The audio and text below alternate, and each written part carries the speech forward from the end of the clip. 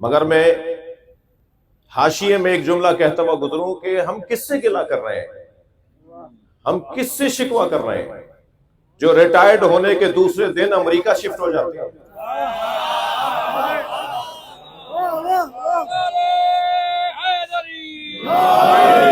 وہ جو اپنی نوکری کے ختم ہونے پر اور اس سے پہلے اپنی تمام تر فیملی کو، خانوادے کو اپنے پیارے کسی بھی پیارے ملک میں شفٹ کر دیتے ہیں، منتقل کر دیتے ہیں، ان لوگوں سے شکوہ کر رہے ہیں۔ وہ خطہ کہ جو پیار کرنے والوں کا خطہ ہے، وہ خطہ جو اولیاء الہی کا خطہ ہے، اس خطے میں بسنے والوں کو کس چیز کی سزا دی جا رہی ہے؟